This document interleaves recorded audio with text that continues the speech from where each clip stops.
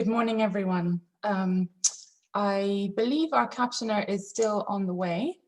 She maybe having some issues connecting, but in the meantime, I think what we'll do is we'll get started just with some quick introductions, and we'll try and also capture that in the chat. I should turn on my video so you can all see me. Good morning, everyone, and you're very welcome to this joint webinar between the Irish Consortium on Gender-Based Violence and CBM Ireland. We are delighted to have been able to have the webinar today, because today is the International Day of Persons with Disabilities, and I just got muted. We're also right in the middle of the 16 days of activism against gender-based violence. So today is the perfect day to be launching our learning brief on disability inclusion in gender-based programming. Gender-based violence programming. Gender-based violence is also known as GBV, so you'll hear that acronym a lot. And the Irish Consortium on Gender-Based Violence is also known as ICGBV. So you will hear that acronym too, I'm sure. So let me see if our captioner has been able to join us. Not yet, I don't think, but hopefully we should hear from her soon.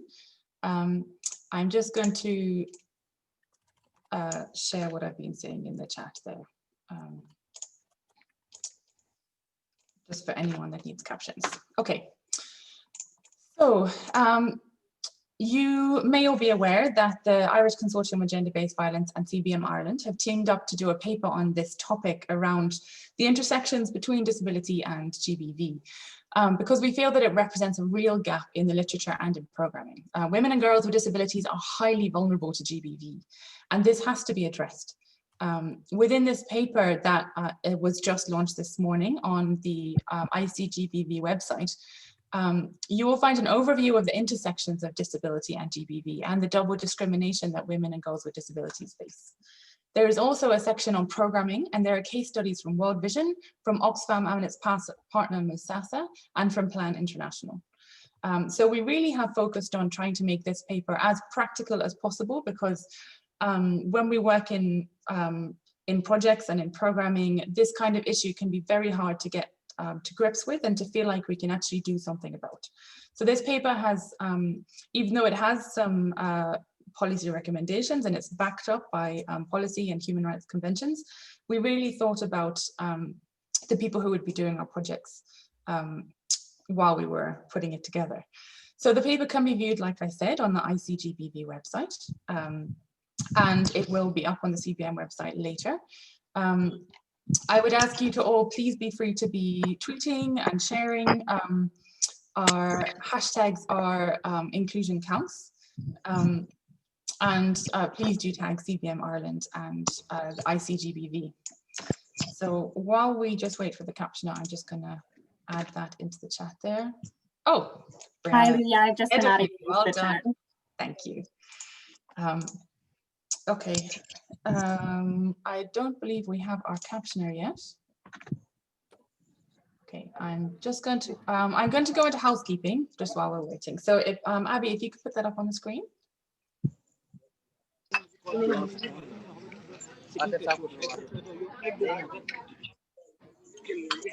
If we could ask everybody to mute while you come in, just to make sure that everyone can hear clearly.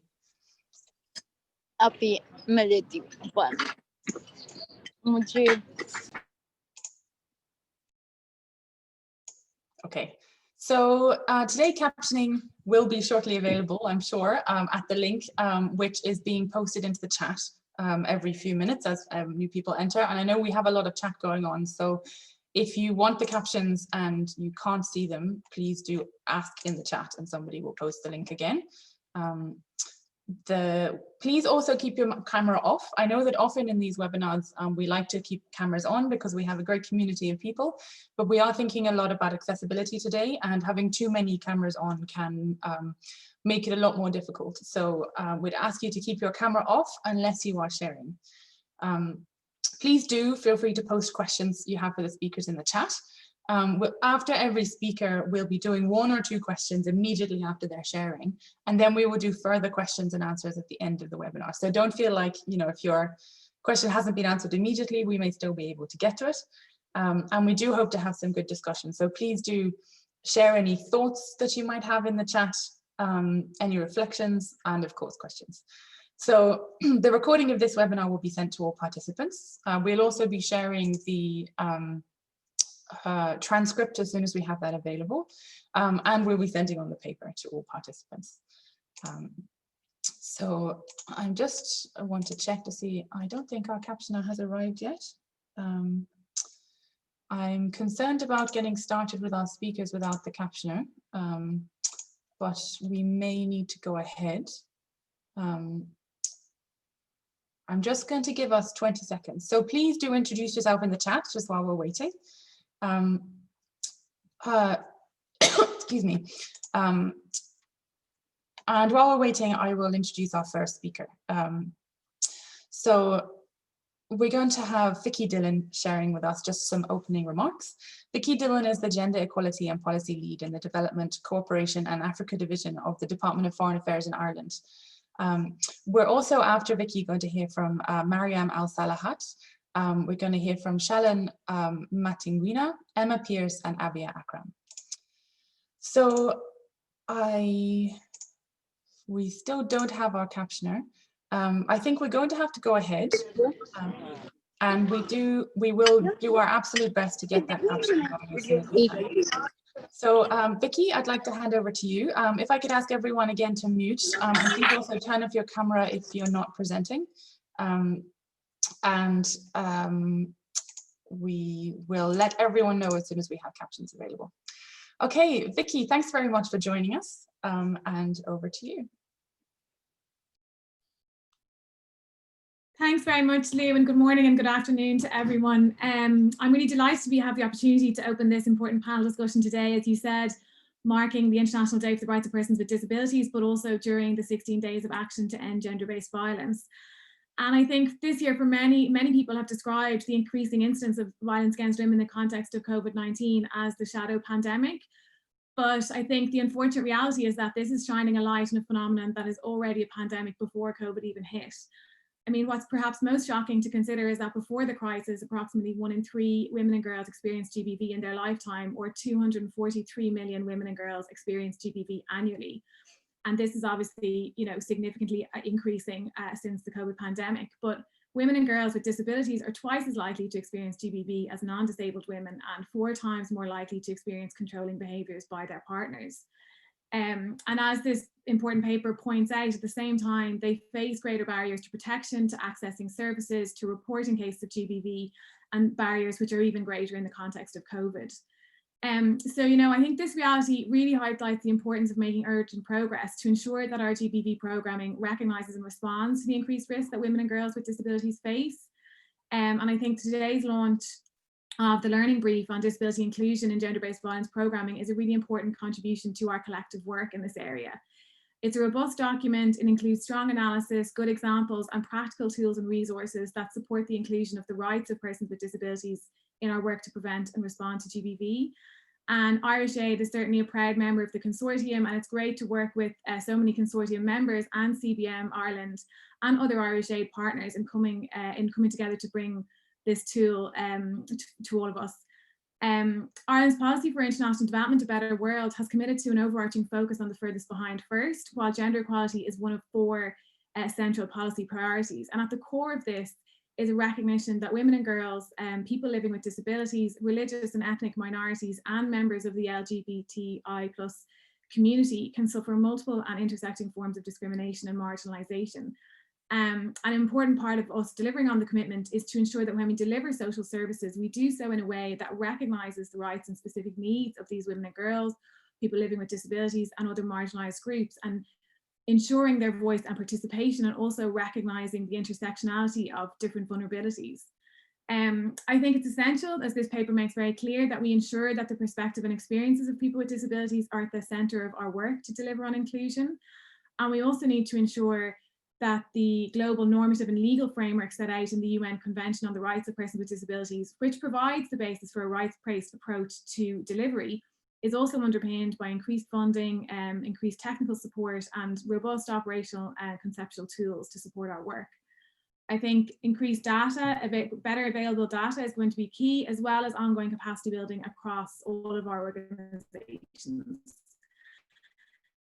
And I think it's important, as for us, a priority for us is that while we, put in place the immediate life-saving measures that are needed, it's also, really important to tackle the underlying structural inequalities and power dynamics that result in people with disabilities being excluded in accessing their rights across a whole range of areas, including access to education, health, social protection, justice, and economic empowerment. So, I'm really looking forward to the discussion today. I'm really looking forward to hearing from all the speakers and to the wide dissemination of this learning brief across all of our networks. We'll certainly be disseminating it widely within our own gender network in the department and across all of our organizations. And I think, it's a really useful tool and a really accessible tool. And I think it comes at a really critical time when so many of us are focusing on responding and adapting, but also building back better in response to COVID. And I think it will be a really important resource to ensure that our GBV programming is designed with the experiences of women and girls with disabilities at the centre. So thank you very much, and really look forward to the discussion.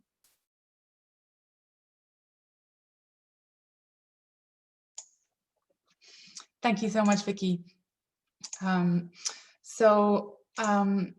We really appreciate your comments, especially the point about addressing the power dynamic that affects girls and women with disabilities. It can be a real issue that they're not able to speak out when they're at risk. Next, we have our very first speaker. Sharon Matingwina is the program manager with Musasa in Uganda.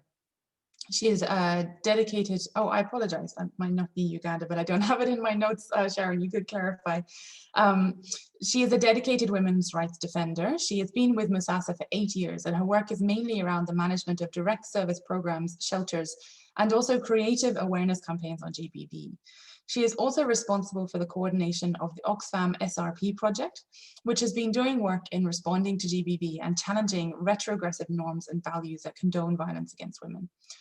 Sharon was part of the disability inclusion trainings and was appointed the disability inclusion focal person for Musasa.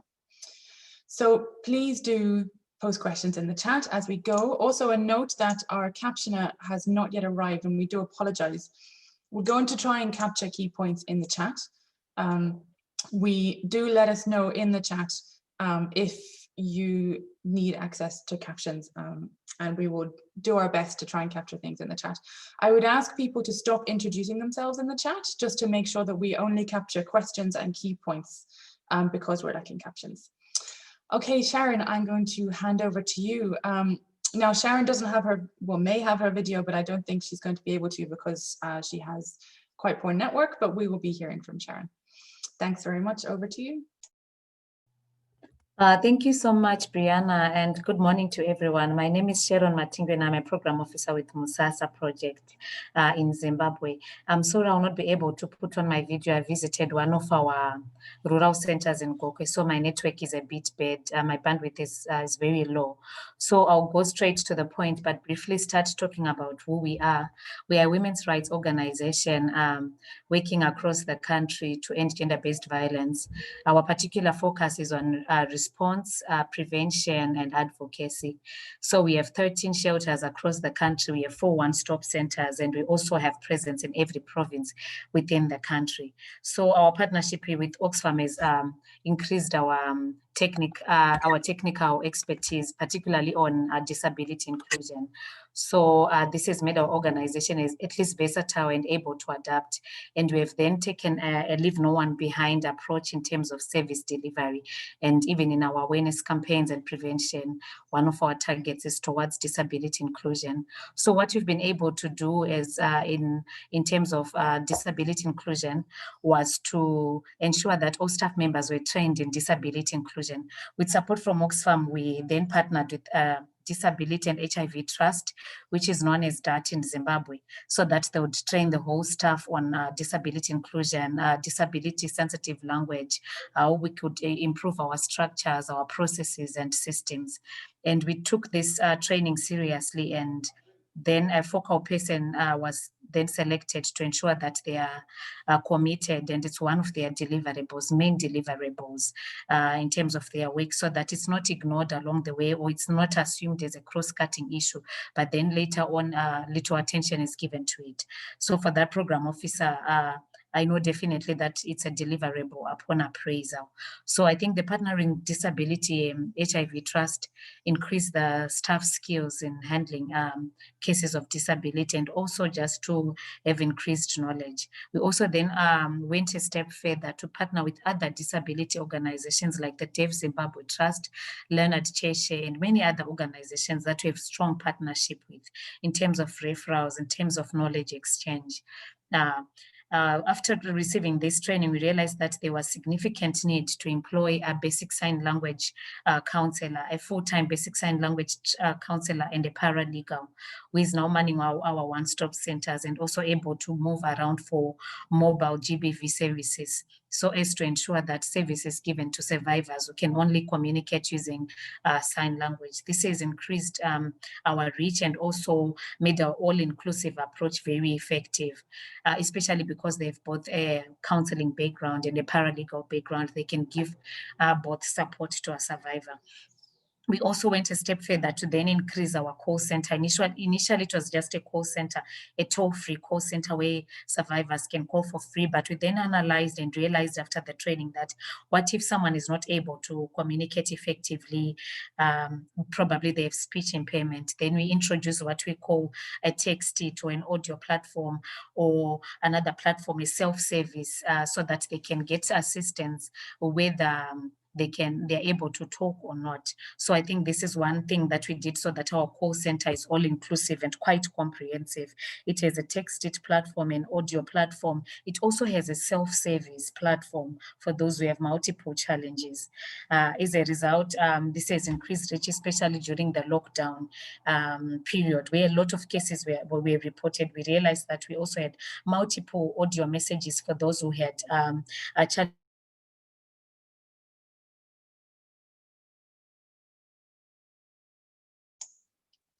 Sharon, I think we've lost you there. Are you still with us? I think Sharon is having connection problems. Sharon, we can't hear you well.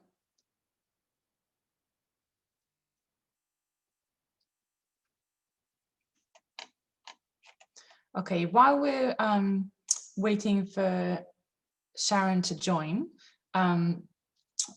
perhaps if anyone has any thoughts, please feel free to put them in the chat. We'll just give Sharon a couple of seconds just to get connected again.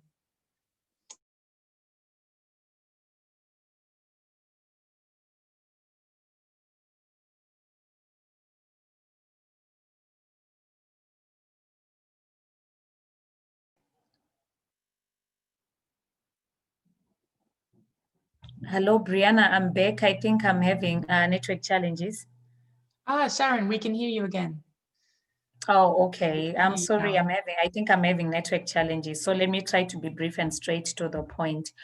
So what we also did was to improve our structures so that survivors using wheelchairs, using crutches and other forms of enablers are able to access, be it ablution services, where we improved our ablution facilities, our rooms in the shelters, the kitchen, all the other rooms, so that they can have access. So it has made it very convenient for survivors to utilize our shelters and to utilize our one-stop centers. And all our counselors and paralegals, we then trained in basic sign language so that they can immediately then offer a service before getting a specialist to give further support. So this has made our services very friendly to survivors with disability, not taking away the fact that we continue working with other critical disability organizations for specialized care in instances where our organization is incapacitated or not able to offer a comprehensive package to the survivors. So what we also additionally did, can you hear me? So my network is poor, so I need to constantly check. Yes, we have you. And just a note that our captioner has arrived. You can click the link in the chat, anyone, if you want to follow along with the captions. Thanks, Sharon. Okay, so we realized that during community meetings, initially before this intense training, we had low intake or low numbers of survivors with disability or persons with disability accessing the community meetings. So we had to come up with a new strategy of mobilizing beneficiaries.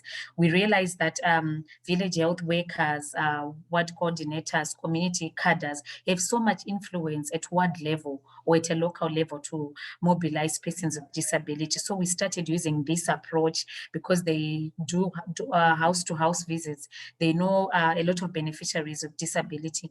We also made sure that our meetings are held at a point which is easily accessible to beneficiaries with disability. So both our prevention and our response was then influenced by the thinking of disability inclusion, an all-inclusive approach and a leave no one behind approach, which made our work a lot more easier. Of course, there's room for us to continue improving because it's not an overnight process. But with this, we have made our services quite convenient. Yes, we do have challenges like any other organization which is trying to mainstream or to do disability inclusion. But we also continue trying every year to make sure that our staff is trained. We continue to be in partnership with these organizations that can increase our expertise, our technical knowledge, and influence our structures, systems, and processes. So I think one of the challenges is that disability inclusion requires a dedicated budget, as it has many accompanying costs. So it is important. We've tried during our fundraising to ensure that we also put a component on disability inclusion, then also the funds to improve the quality of structures all the time, to upgrade, taking advantage of the systems that are changing. So I think this is what I can share for now, Brianna. I don't know if you have any questions for me.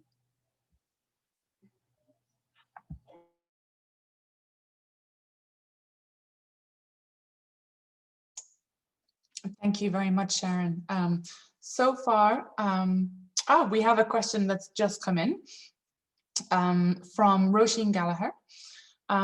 Sharon, the question is, since Musasa has taken all these great steps to include people with disabilities, what proportion of your gender-based violence service users are people with disabilities? Thank you for that question. When we were doing analysis, especially this year, we realized that it's still a bit low, but 10% for us now, 10 to 15%, we can say it's actually very high compared to the previous statistics. But during the lockdown, we had up to 20, 25% because we had multiple cases of GBV coming in. And because we increased our call center, our virtual services to also include beneficiaries with disability, this then led to a spike in the numbers.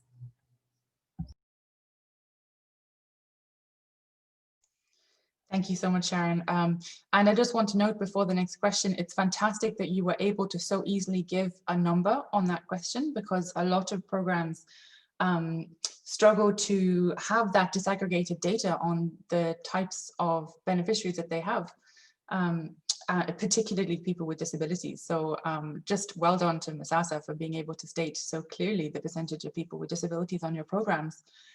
We have one more question now before we move on to the next speaker, from Trina Pender. She asks, do you also deal with people with mental health disabilities? Thank you. Just read on your comment. I think one of our indicators, before I respond to Triana Pender's question, one of our indicators now is an organization within our strategic plan and within all our commitments is to ensure that we track cases of disability in our direct service center. So the information is easily accessible within our database, and it's at our fingertips, because we know it's one of my deliverables to ensure that we have that indicator fed and also tracked. Then to go to Trenda's question, they are asking if we have the facilities to give service to survivors with mental health challenges. I think we work closely with mental health institutions that then refer cases that they deem necessary to refer to the shelter. For example, a survivor who is able, maybe we can say they're a bit slow in terms of processing, but they're able to take care of themselves. But all the other cases are then held at the mental health institution. What we do is to come and offer offer a service, but leave the beneficiary within the specialized mental health institute so that they have adequate care and specialized care within a mental health institute. But if there's need for our counselors or any of our team members to go and offer a service, we are free to do that. Thank you so much, Sharon, for emphasizing the importance of partnership and recognizing the importance of specialist organizations. We can't all do everything. I'm now going to move on. I recognize people are putting more questions in the chat, but we will try to get to them at the end of the session. Let me turn on my video now, while I'm introducing our next speaker. So we're now going to be joined by Mariam Al-Salahat. Mariam is the Mental Health and Psychosocial Support and Protection Coordinator for World Vision International.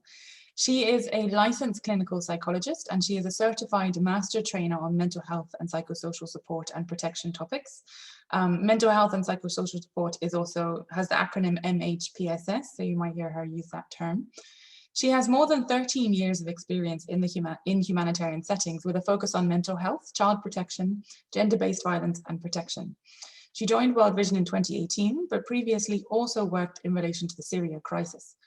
Please note that there is a case study on some of World Vision's work in the paper that we invite you to look at. So again, please do share any questions in the chat or any reflections while Mariam is talking. Mariam, I will hand over to you now. Thanks very much. For the introduction, and good morning and good afternoon, everyone. I would like to introduce to you our e-learning platform that we have done earlier last year, and it was published on Disaster Ready humanitarian platform. The idea came when we started this course. Actually, we started the history of the Syria crisis as it was started in 2011, and a lot of changes happened to the lives of our beneficiaries. Conflict of Syria increased the number of persons with disabilities in the whole country, and according to this war, 30% of people living in northwest of Syria having disabilities from the war, and women and girls with disabilities were facing a lot of difficulties to reach our safe spaces and community centers. Accordingly, we had this idea to create the online course. Actually, we had a discussion with the GBV subcluster and the protection cluster of northwest of Syria, which is based in Gaziantep in Turkey. And according to the discussion at that time, we noticed that there is a huge need for women and girls with disabilities to reach out our community centers, but on the other hand, there is a lot of difficulties to do so. We had at that time focus group discussion with the women and girls and with men as well and boys to see their point of view and how we can provide the services in better ways. Accordingly, we find that women and girls with disabilities they are both at higher risk of facing gendered violence and experiencing greater barriers to access the social services, which is case management, psychosocial support, and to be part of livelihood opportunities that World Vision is funding in northwest of Syria and funding our partners to do so. So there were as well some barriers to attend the community centers as women and girls. And in addition to women and girls who have disabilities, it was really a higher risk for women with disabilities to reach out the services because there is less access to information, and there is no transport for women and girls to reach out the community centers. Accordingly, and based of these findings, actually, we had the idea of giving capacity building training to our partners to um, to be able to reach out more women and girls and to help them to reach our centers. Accordingly, and after this capacity building, we thought to have an online course so we can reach more people, can reach this course, and on the other hand, to reach the information and they can adapt their centers and safe spaces to be more accessible for women and girls with disabilities. The course called Making Our Safe Spaces More Inclusive for Women and Girls. The course is in Arabic because our target group in this area are Arabic speakers, and the course is 90 minutes course.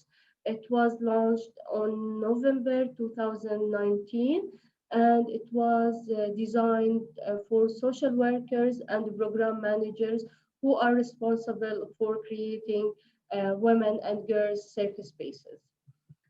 Uh, the course consists for now 3 units. The first unit cover rights of persons with disabilities, and the second unit basic concepts on disabilities, and the third one focusing on fostering the independence of persons with disabilities.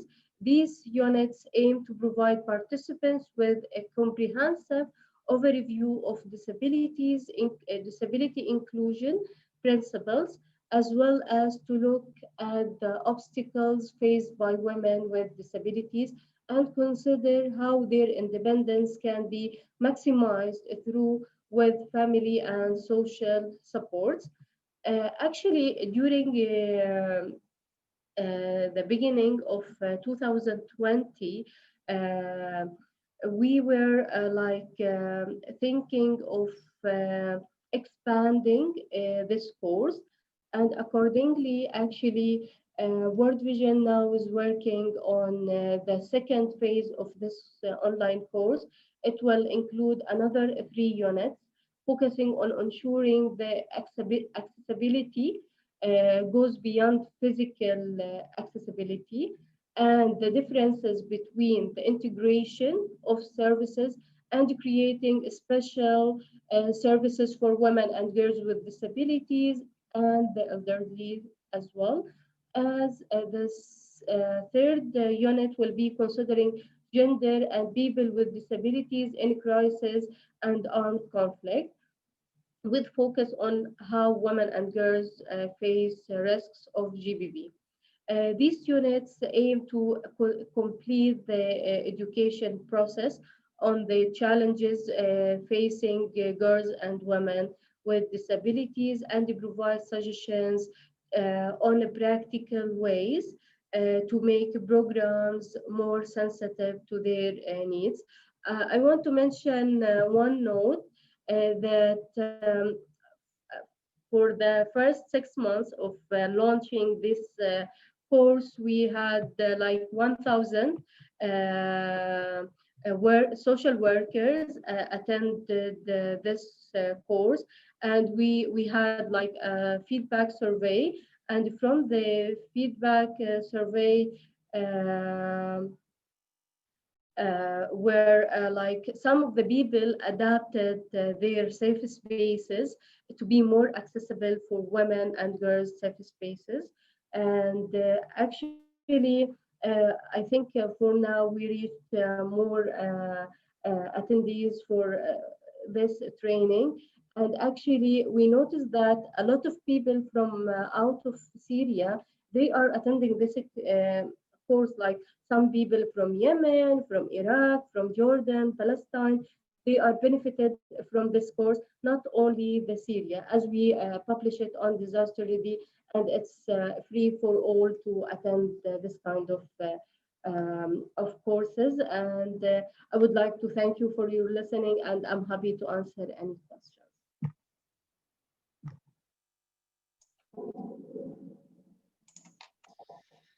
Thank you so much for sharing that. The course sounds absolutely incredible. I mean, hearing that you had 1,000 social workers attending the course, and that it was focused on capacity building for people working in local communities and not just focused on people with disabilities themselves. You know, I really do applaud the work of the course. I hope perhaps you might do one in English, because it sounds like that would be something that would be valuable beyond Arabic speakers. We have a couple of questions coming in. Firstly, a question from Bernadette Crawford. She asks, the training sounds great. It is such a critical starting point. Is it possible to access the curriculum of the training course? Would you mind sharing it? Yes, we can access it, but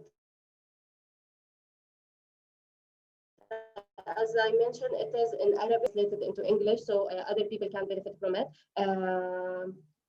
If you want to have more information about the Arabic version, yes, happily I can share it with you for sure. Okay, thank you so much, Mariam. We don't have any questions coming in yet, but if anyone has any last minute questions, please do pop them in the chat. And don't forget, we are doing a final Q&A at the, oh, here, I'll pop my video on. We are doing a final Q&A at the end of the session. We have another question coming in from Breed Kennedy. Breed asks, how were you able to assess the application of the learning from the course? So you mentioned that people had been sharing that they were starting to apply the course. So how could you assess that learning? Actually, in Disaster Ready, there is already a survey. So they are giving us their feedback like stars, and there is a space for comments as well. And we received a lot of comments from our partners, because we asked them to take this course and apply it. And then we had like a discussion with them to get their feedback. And some of them, they applied it and they gave us their feedback that they modified their intervention, their spaces to be more accessible for different type of disabilities, not only the physical disability. And we're going to have another survey as well after having the new course. Actually, the new course is almost ready. We are communicating Disaster Ready to have their comments on the design last stages, and it will be published like in maybe in 2 weeks. You will be having the second part of this e-learning. It will be 6 units to make our safe spaces more accessible for our and inclusive for women and girls. That sounds absolutely fantastic. Thank you so much, Mariam. It's now time to move on to our next speaker. Just another reminder that we will be doing Q&A at the end again. We'll also be putting the link to the captions in the chat again. So our next speaker is Abia Akram. Abia is the chair of the Asia Pacific Women with Disabilities Forum, and she is CEO of the National Forum of Women with Disabilities in Pakistan. Having her own personal experience of physical disability, she is known Thank you so much. Thank you.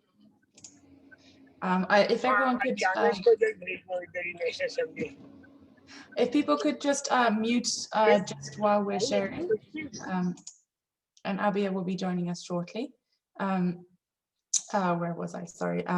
She has, so Abia has lobbied parliamentarians in the UN and UN high-level representatives to raise awareness and promote the UN Convention on the Rights of Persons with Disabilities and inclusion development more broadly. She also leads in coordinating efforts to include persons with disabilities in the implementation of the 2030 Agenda. Finally, she is a recipient of many awards, including the Human Rights Presidential Award. So we're delighted to have Abia with us today. Abia, I will hand over to you whenever you're ready. And just to note that the link for the captions is in the chat again.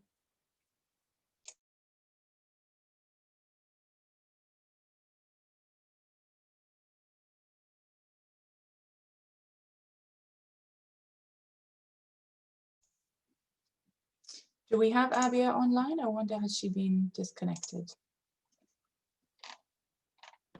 Yeah, can you hear me? Is it Yes, clear? we can. Okay, thank you so much for having me. This is such an honor for me to be part of this amazing panel. Thank you for organizing it, because we see like this is very critical time, especially during the COVID response, the pandemic, where everyone is not prepared for, and especially when we talk about in the context of women and girls with disability, especially in the GBV gender-based violence context, we find it quite challenging, because in the developing countries from the global south, many of the women right after the COVID response have negotiations, and we have done some consultations with them, and they were saying like we were not even getting the personal assistance support, the education, health, the basic rights even they were not getting. And especially in addition to that, when we talk about the psychosocial problems for women and girls with disability, that's again very complicated. But then we talked with them and we started negotiations with key stakeholders, like how we can address that. So we have established the virtual network of supporting women with disability through peer counseling. Those women who became disabled in the earthquake, in different disasters, we train them, equip them with the technology, because that was another challenge for us. The services were not available and people were not very much engaged in that. So we provided them that space how you can get connect with each other, and at least can share good practices or what are the challenges, so we can properly advocate for it. We also established like a kind of a mobile application where we provide some information through the safety app, like women with disabilities, if they are in a complicated situation, they they can get that space where they can go and they can talk to the people, they can feel safe. So that was really important for them. Thirdly, we also talk about the ISAC guidelines and inclusive response. We have done some consultation with Women Refugee Commission, and we find out really important like how we can get engaged with women with disabilities. Hello, can you hear me? We hear you.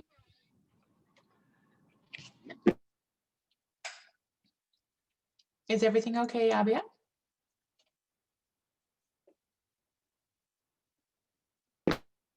I think we have lost Abia there.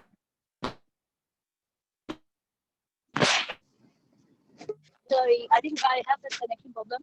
Okay, no problem. Abia, Abia, are you able to put on your video, or is your connection very not great?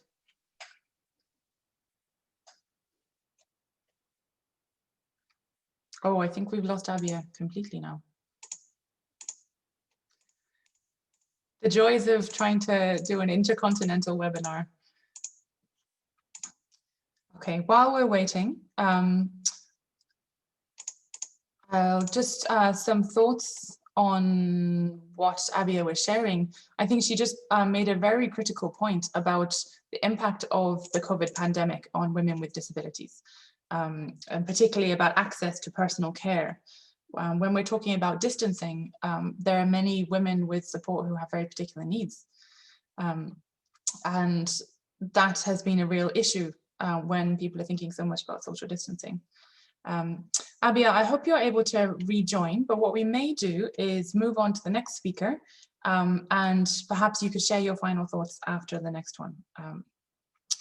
So in the meantime, everyone, please do share any questions for Abia, and if she's not able to join before the end of the webinar, we may be able to forward them on to her and she can share them. In fact, I'm going to turn on my video because then you can see me. So our next speaker is Emma Pearce. Emma is a specialist in inclusive humanitarian action with over 13 years experience working with populations affected by crisis and conflict. Emma has worked in partnership with organizations of persons with disabilities from around the world to ensure that gender and inclusion is reflected in humanitarian priorities at global, regional, and country levels.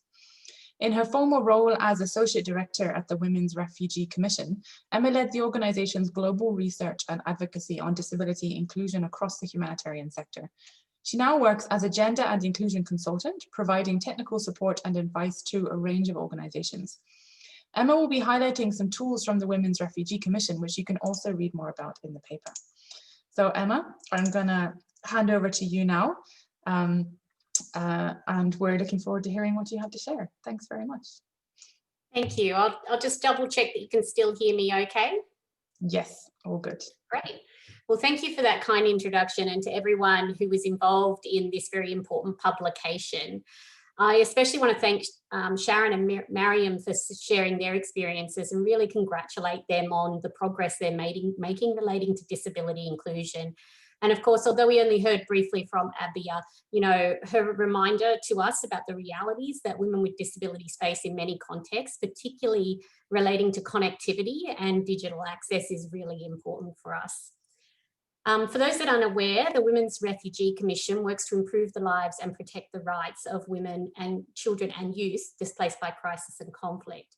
We research their needs, identify solutions, and advocate for changes to policies and programs that drive change in humanitarian practice. We don't deliver any direct services to affected populations. Instead, we work with partners who are running programs in these contexts. Now, our capacity development initiatives on disability inclusion largely follow a participatory action research approach.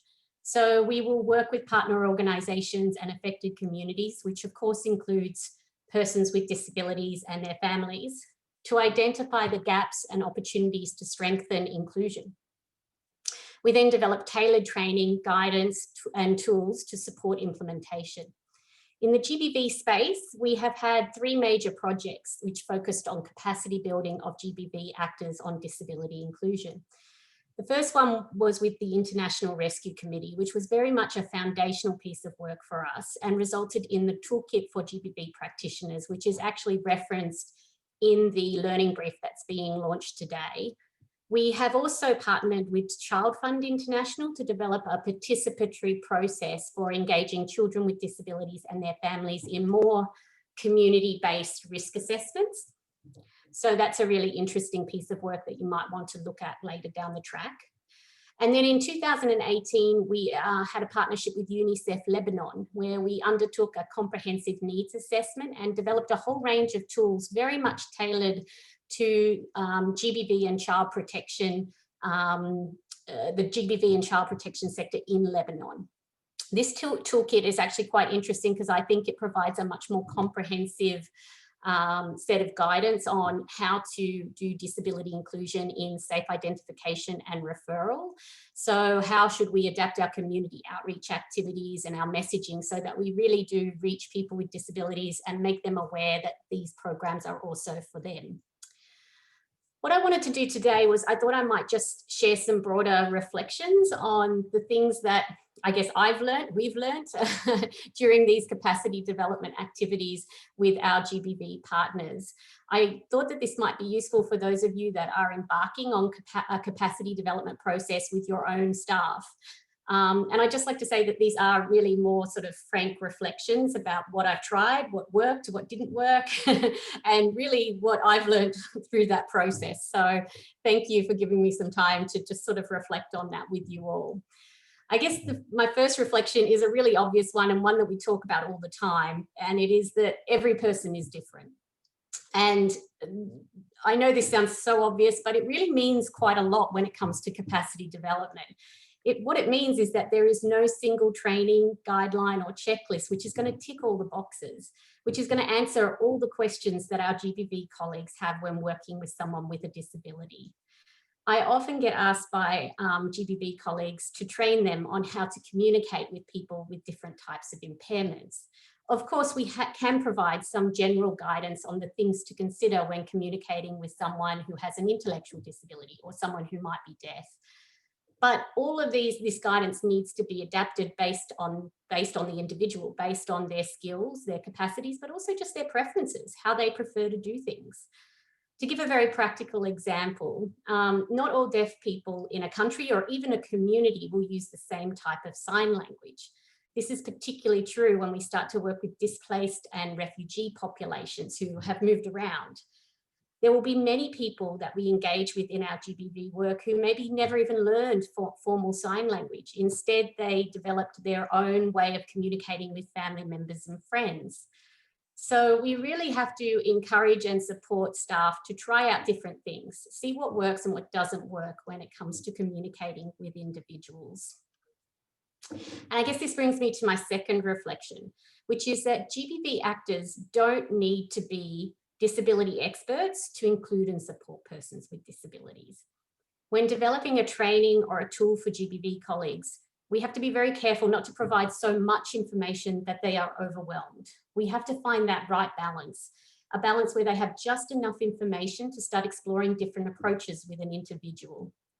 Perhaps to share an example from my own technical support, years ago, I developed a very detailed assessment tool with lots of information about different types of impairments. And when I shared it with my GBV colleagues, they said, you know, we're going to have to hire a disability expert for this assessment. It's so complicated. So I went back to the drawing board and I actually cut out a lot of that technical information relating to impairments. And I instead posed a series of questions, which were really designed for them to just get to know someone with a disability. So they weren't questions about violence, they were more questions about the individual and their preferences. Simple questions that could be asked to the individual or their family. So for example, what does Maria like or dislike? How does she tell people if she's happy or sad? And I gave that to my GBV colleagues, and they went out and they got to know some women and girls with disabilities who were in their community. There was no pressure for them to come up with decisions on including them, just to get to know them. That was all we were sort of posing for them to do at that point. But they came back with a wealth of information about communication preferences, barriers, skills, capacities that the individual had. And most importantly, they had started to build trust with the individual and their family. And they had confidence in their own communication skills as a result of having this tool that was just pitched at just the right level. To share a quote from one of our colleagues that was involved in that particular project, this GBV colleague said, and I am reading this so that I get it right, "At first I thought I couldn't be helpful to certain people with disabilities because I am not a doctor. I couldn't make their condition better. I couldn't heal them. But then once I took the time to start to listen more, they were not asking for that type of help. They wanted to talk. They wanted assistance to support themselves, to be safer. I realized that I already knew how to support this person." So my next reflection follows on again from that quote, which is that while there might be some things that are different for women and girls with disabilities, there are also many things that are the same as other women and girls. And this is a really great place to start when we're building the capacity of GBV staff, highlighting and profiling the things that women and girls in all their diversity have in common. Women and girls with disabilities need information on sex, relationships, and GBV. They need protective peer networks with other women and girls their own age. And this is especially important in humanitarian contexts, displacement contexts, where these networks have broken down because everyone has been moved around or disconnected from their families and their communities. And they also need economic opportunities. So this is a great place to start. And then my final reflection is we do have to tackle attitudes and assumptions. Sometimes we focus more on the disability-related needs of an individual. And what this looks like in practice is GBV actors might refer persons with disabilities to GBV actors might refer persons with disabilities to disability service providers and actually fail to invite them to their own GBV activities with other women and girls. When I talk to GBV colleagues, they report many reasons for not inviting women and girls with disabilities to activities. Some examples might be that the stairs at the front of the building will be a problem, or that other participants might tease them, or even that they just might feel bad because they can't participate like everyone else. And this is and I'm quoting my colleagues and what they tell me when I'm consulting with them in the field. But these are actually assumptions or fears that the GBV actor has. And oftentimes when I ask them, have they talked to the individual, it turns out that they haven't really explored it yet with the individual. They haven't even invited them. And they haven't discussed the potential strategies to overcome some of these barriers. In my experience, more often than not, women and girls with disabilities require only minimal adaptations to participate in our activities. They can advise us on what works best for them. But it all starts with an invitation, the assumption that someone can and should participate in these activities. So I would really encourage you to have some frank discussions with your colleagues, your GBV colleagues, about their assumptions relating to inclusion of persons with disabilities. Just in the same way that we have discussions about attitudes relating to sex, relationships, domestic violence. These are all things that we have to explore with our staff so that we can implement our programs in a non-discriminatory way. And I would really recommend that you add a disability layer to some of those attitudinal pieces that you do in your supervision and support to GBV colleagues. Of course, I hope we can get a chance to discuss all these sorts of complex topics in more detail. But for now, I'll just leave you with a quote from a girl with a disability named Bolia, who was involved in, I think, the IRC project. She was 16 years old, living in a refugee camp in Burundi. And she says, sometimes we are just not included in activities or discussions, but there are things that are really important to us as a group. For example, we want to learn things. We want to go to school. We want to make friends. We want to be productive. Some days, some of us want to be wives and mothers, but people forget about girls with disabilities. They forget we have goals and dreams. So I'll leave you with that quote and happy to have any discussions.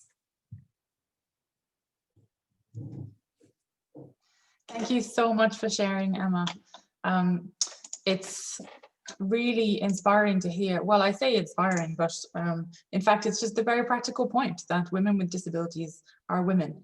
And we need to think of them as that first, rather than focusing so much on their disabilities.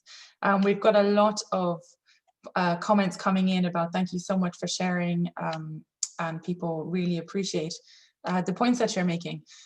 We don't have any direct questions for Emma yet, but if anyone has any, please do post them in the chat as soon as you can. Otherwise, we'll be opening up to general questions for any of the speakers. Oh, I've just been told that there is a question for Emma. So we have a question from Tina Ojuka. She asks, how do you engage men and boys as agents of change in this regard? So within the work that we've done at the Women's Refugee, the Women's Refugee Commission, we have a whole range of activities that relate to engagement of men and boys more broadly in GBV programming, similar approaches that that a lot of our GBV colleagues on the call would be using, but just becoming specific to disability. One of the things that I've learnt a lot about over the years is also how male caregivers are really important to involve in group discussions. Often we'll run group discussions with caregivers before we talk to persons with disabilities. And the reason for this is, number one, we have to build trust with caregivers before we can usually access persons with disabilities. And by doing that, by having a discussion with them, we open doors for people with disabilities to participate independently and have their own space, which sometimes we won't get if we try to just go straight to people with disabilities. So we often will run group discussions with caregivers first before we move on to discussions with persons with disabilities. And in that setting, we have always run group discussions with male caregivers and female caregivers separately. And the reason we do that is because, first of all, a lot of male caregivers turn up to these discussions. They're actually really interested and want to be more involved in their, they have a lot of opinions and want to be more involved in activities that relate to their family member with a disability. And there are a very small number of men that actually are the primary caregiver sometimes for someone with a disability. I'm just thinking back to a young man that I met who was the primary caregiver of his mother with a severe disability, and he had absolutely no support. The only programming that was out there for someone like him, well, there was no programming out there for male caregivers who are the primary support person for someone with a disability. So I think there's a real big gap that we could address, which is looking at these positive role models where men are stepping outside of their normal gender roles, or the gender norms, I should say, in the community, and how do we create an environment where we're giving them the support that they need, so that role is accepted and they continue to fulfill it well, rather than dropping out of it and leaving someone in a worse situation than before. So that's how we've mostly been involved with male caregivers through and engaging men and boys through the disability side of things. We also always do group discussions with men and boys with disabilities and unpack a lot of the gendered experiences that they have relating to violence. And if you would like to learn more about that, you can see the I See It Is Possible report actually has a whole section on gendered violence against men and boys with disabilities that we have documented over the years. So that is definitely a factor and something that needs to be addressed as well. I guess the last comment I'd like to make is just to remind people, I know it's not about men and boys, but just to remind them that female caregivers of persons with disabilities, so that could be mothers, it could be grandmothers, it could be sisters, they also experience have their own risks relating to gender-based violence. And sometimes we can be so focused on the individual with the disability that we forget about female caregivers and how they might be being affected as well. And so I really appreciated it that the learning brief drew attention to that. Thank you. Thank you so much, Emma, for that in-depth response to that question, which I think really is a critical one. We have a couple of questions coming up in the chat just asking about links to resources. So what we will do when we're sending out the follow-up email is we'll try and include links to any resources that our presenters have shared with us. And if our presenters could share any useful resources in the chat as well, just links, I think that would be incredibly helpful. So we have a question here from Breed Kennedy for Emma. And she asks, she says, I fully agree that sex education is essential in all contexts, but especially in humanitarian contexts. In COVID contexts, have you done any remote sessions on GBV? And if so, what were the challenges that you overcame?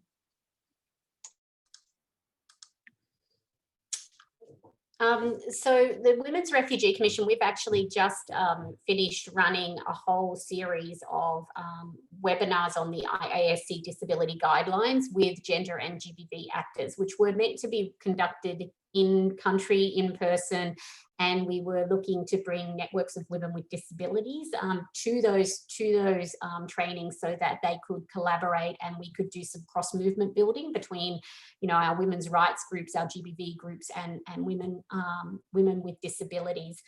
With COVID-19, we had to shift that all remotely, and there has been some very big challenges in relation to that. I think, as Abia highlighted quite clearly in her presentation, you know, when it comes to involving networks of women with disabilities in remote activities, we're very much limited by the digital access that they have, and in a lot of these countries and contexts, that is very limited. There are some countries and contexts where women with disabilities don't even have enough credit to go and you know, buy data for their phone. And so we were looking at lots of strategies and ways to try to get those kind of resources to women and girls with disabilities in different contexts so they could participate meaningfully in some of these remote sessions. And to be honest, you know, it's very complicated. It's very difficult trying to transfer small amounts of money to lots of different locations around the world. we have written up a lessons learned paper in relation to that will be released shortly. It's been done in partnership with the South Asia Disability Forum and the Network of African Women with Disabilities who worked with us on those remote sessions. So it's not quite published yet, but we'll make sure it's circulated through this network when it is. Thank you.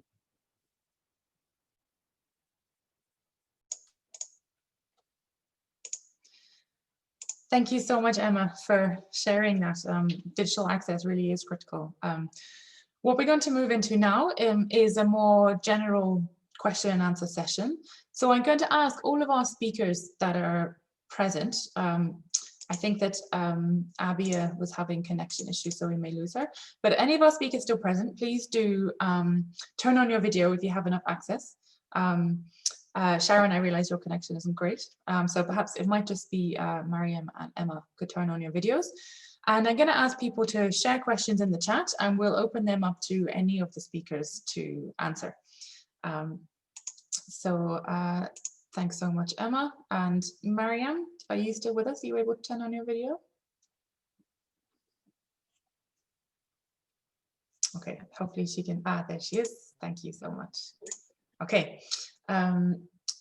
So we have a couple of questions coming in. Firstly, a question, so this will be for anyone who would like to answer, so just stick up your hand or shout, Sharon, if you have a good a response for it. A question from Abby Ryan, for organizations that are just starting to look at making their services more disability inclusive, where do you think is the key starting point? And we have a related question from Roisin Gallagher, who asks, following on from Abby, could you give an idea of sufficient budget increase? So is there anyone who would like to take a stab at answering that question?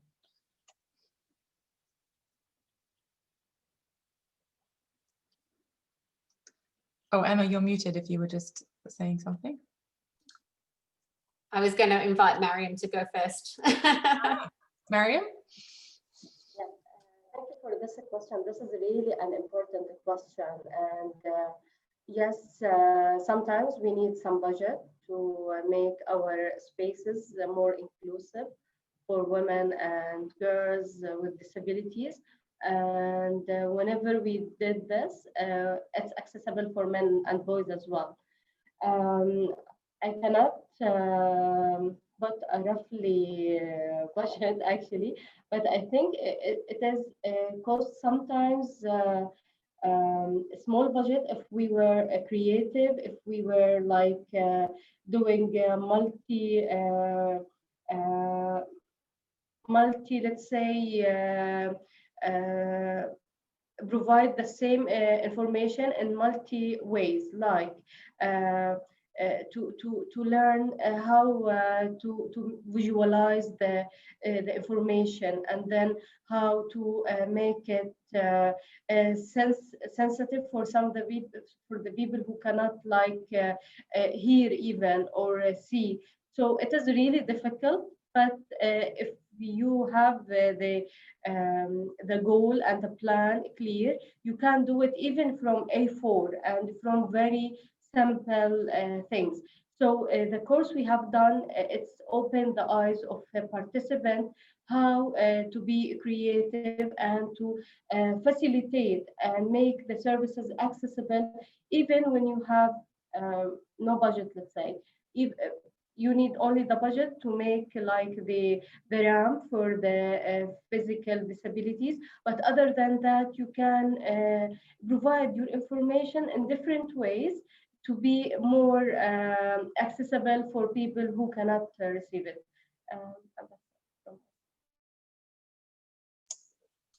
Thank you so much, Mariam. Just a note, I think we've lost Sharon. Hopefully she can join us for the remainder of the questions. But Emma, I think you have something to add for that.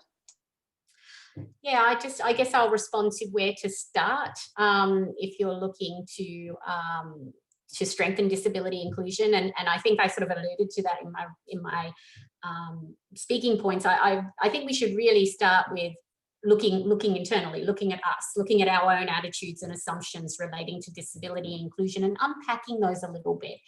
And I wanted to share that example of the tool that I developed for my GBV colleagues, because I learned a lot from that. I learned that there's really the way to change attitudes and assumptions is to just start to interact with people with disabilities, right? And so take it out, you know, almost take it a little bit out of your GBV space, which is so, you know, you've got so many important risks and issues to worry about when you're supporting a survivor with disabilities. So take it a little bit away from that and start to get your staff to maybe just get to know a few different people with disabilities in their community, not to discuss issues of violence at first, but rather to, you know, get to know more about them, what they like, what they don't like, how they communicate, what some of their skills are, what they're good at. And because once we get to know people, so many more doors open up. It's not all barriers. There's things we can do now. Oh, we can, you know, they're really good at drawing.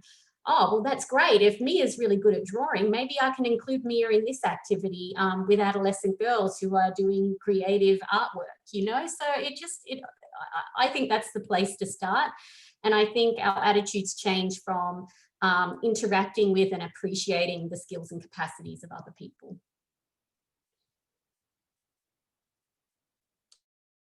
Oh, I was muted. Thank you so much for that. We have a couple of other questions coming in. A reflection and a question. I'm curious to hear from any of the speakers how best they have managed to create awareness to ensure that women and girls with disabilities can seek services or be supported to seek services. Perhaps I'll go to Mariam first. Thank you. Yes, actually, as I have mentioned, in Syria response and northwest of Syria, we have done like mobile units to reach out our beneficiaries who cannot reach our community centers and to let them know our services. And sometimes we're doing our services in mobile units so we can reach more the people in the rural areas who cannot reach out our community centers.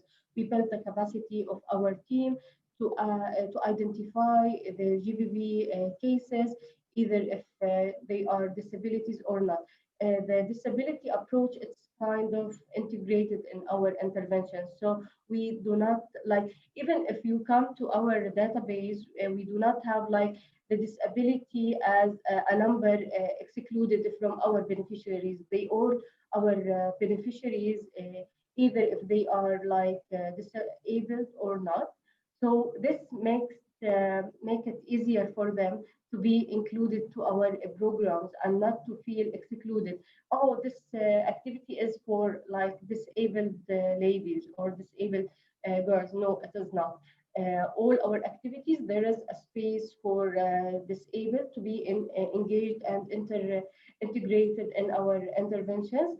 And actually, we can like, we newly, after we had this like questions from donors, from curiosity, let's say, part, we started to put a note, you know, this person with disability, so we can count them, but we count them like in hidden. We do not like ask them, oh, this is disabled person, so to highlight it or to make it a more under spot. It is really sensitive, and we need to deal with them, as she mentioned, as normal people. They are integrated in our activities. So this is one of the ways we are using to integrate them into our activities. I'm not sure if there is another part of this question. Yeah. So I think this is the part I'll answer it. Thank you, Mariam. Emma, would you have anything to add to that? Just to maybe share a practical example that we documented being done by the International Rescue Committee in refugee camps in Ethiopia. Obviously, when we do GBV work, we do outreach work. We do go into communities and talk about GBV, right? We talk about GBV and where the services are if you need assistance. And in the refugee camps in Ethiopia, the International Rescue Committee was running coffee discussion groups in people's homes where they were hosting a coffee discussion to talk about gender-based violence. Often it was a women's group and then a men's group, and they would talk about gender-based violence while having coffee, and they would be able to talk about where the services are and what do you know about the services, and make sure that everyone's getting the same information. One of the strategies they used when we identified that people with disabilities, particularly people with quite sort of profound disabilities who are unable to speak and move, were not being involved at all in any of this awareness raising. And so actually the decision was made to actually host the coffee discussions in some of their houses, right? Right? Like they can't get out of their house to go to another house, so let's host it in their house. And actually what we didn't expect from that was really interesting was not only did that person get at least a chance to hear the information, even if they're unable to actually speak and contribute to the conversation. You know, listening is a participation, right? Listening is a form of participation, and you don't know how much information people are actually absorbing and accessing. But you also build their protective peer networks with the people that live right next door to them, the women that live right in the house right next door that maybe have been a bit nervous about going in and knocking on the door and going in and saying hello. And a really interesting finding was that some of the families reported that their status had improved in the community because they were now hosting the coffee discussion. And we all know that status links also to GBV prevention. So, you know, this is a real, there were a lot of like outcomes that we did not expect to happen from just hosting the coffee discussion in their homes. So yeah, that's just one experience that I'd like to say in terms of, but you've got to be quite intentional. You've got to think it through and say, you know what, let's go and talk to this family and see if they'd be willing to host a discussion. And you might need to brief your staff on it. You might need to say, hey, we know there are some people that can't get to our meetings, so how can we adjust our meetings so that we get to them? Thanks so much, Emma. And it's really interesting that you mentioned coffee ceremonies in Ethiopia, because for CBM Ireland, one of our main projects is in Ethiopia, and we use coffee ceremonies in the way you describe. And I was actually privileged enough to visit the house of a woman with a child with disabilities who was hosting a coffee ceremony for this very thing. It wasn't a GBV related event, but it was a discussion around disability and the causes of disability. And yeah, she shared that she had never had this many people in her house from her close community, because her neighbors had been nervous to come and visit, and her neighbors shared that for them, they hadn't known just how to talk to her or how to engage with her, because they felt like there was somehow this barrier. But because the event was held at her home, that barrier was overcome, and they suddenly felt comfortable to address that. And sorry, costs nothing, costs absolutely nothing. It's a really simple strategy that costs absolutely nothing. We can actually share, and I'll try to find it now and put it in the chat box, but we actually documented stories of change from that project, and there's stories of change from the coffee discussions, and just from family members that have been really, people with disabilities and family members that have been so isolated, and all of these sort of, you know, all these other benefits of just some small changes that happened as a result of that project. So I'll share that link with everyone. That would be fantastic. Thank you, Emma. I'd like to add this question as well. We have done in World Vision a comic book. This comic book is helping parents as well to accept the child who is having disability, and now not to hide them, but to let them engage with the community, and to help them to be out of this room, let's say. This can be like used in host communities, and they can be used as well in like conflict areas such as the Syria crisis. And you have mentioned coffee time. In Syria we have tea time because it's much cheaper in Syria, the tea. But it is the same idea, to have gathering of women or men and to discuss about GBV problems in a nice way that they feel it is simple and they can accept it. And usually in the Syria crisis, we have some difficulties as GBV. Sometimes it's part of the social norms. They cannot easily change it. So we go like step by step, and we can change their norms, not easily, but at least they can accept to listen to this discussion, let's say. And we have done like an early and child marriage report earlier this year in June, to highlight the child marriage and how it affects the whole family, not only the child. And it's kind of GBV. It's not related only to disabilities, but in general on GBV. I can add the link as well to this discussion to have a look on this report.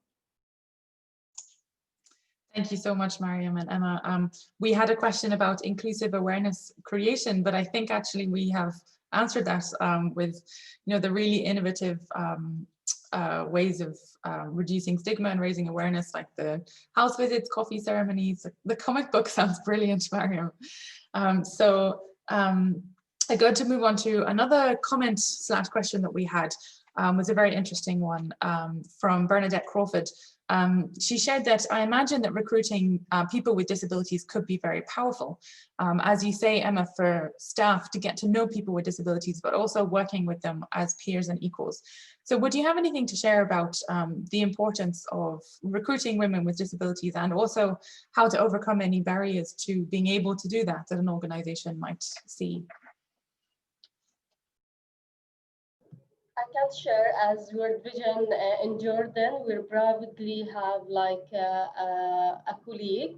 She has like physical disability, and she is one of the active members of our World Vision Jordan. She's moving to the field easily. She's active, motivated, and she's like really a right model for all our beneficiaries, that this lady who has this challenges, she can do much, so others can do it easily.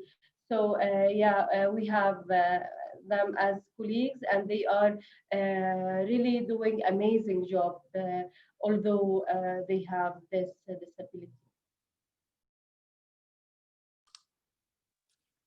Yeah, just to reinforce everything Mariam just said, I mean, we tend to find that that women with disabilities are ready to be your volunteers. They're ready to contribute to their community. They're just often not invited to do so. So you should feel, you should outreach to people with disabilities, particularly women with disabilities, and invite them and youth with disabilities to be volunteers, community mobilizers, staff. They will rarely ask you to make any adaptations for them, right? They once they're they've just never been invited, and they want an opportunity to prove themselves to you and to their community. In that story of in those stories of change, there is one from there. Well, there's several from caregivers as well that are volunteers in the community, as well as a woman with a disability who is working for IRC staff. And maybe if you can indulge me, I'll just quote her, if that's okay. She says, "I am very active. I am a leader in our community. I am part of the Disability Association, and I work as a social worker. I have valuable things to add, that I can advocate for women and children with disabilities and their caregivers, because I understand their needs well. Also, I think people look up to me. They see me working hard to do my job. Bottom line is people with disabilities have the same desires as the rest of us. They want people to see them working hard at their job, just like us." That's it, exactly. Thank you so much, Emma and Mariam. I'm afraid we're out of time for questions, but please do continue this discussion in your networks, and you will all be sent a recording of this session. And I'd like to note as well that if you click on the link to the captions, you'll be able to download a full transcript of the event.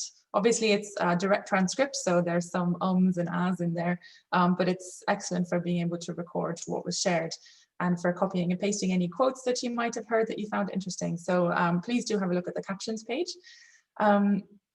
I'd also just like to thank all of our speakers. Thank you so much for taking the time. Mariam and Emma, we have you with us still. Thank you so much for your time. Unfortunately, we lost Abia and Sharon, but I'd just like to thank them in absentia for taking the time to share with us.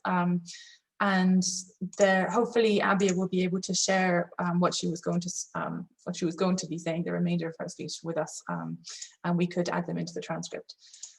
So I'd just like to point out that we will be doing a Zoom poll. It will be popping up on your screen shortly, I think.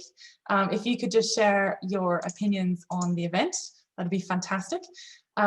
Please do share the paper with your colleagues. It's available to view on the ICGBV website, and we'll be sending it out. And do note on towards the final page of the paper, there is a list of resources. So along with the paper itself being a great resource, there's plenty more links. And we'll be sharing any of the links shared in the text in the chat that aren't in the paper, we will share with participants. So thank you so much, everyone. Please do vote on the poll just to let us know how you found it. Share any final thoughts in the chat. But I think that's us finishing up for now. So thank you so much for your time. Thank you for joining us, and please do spread the word about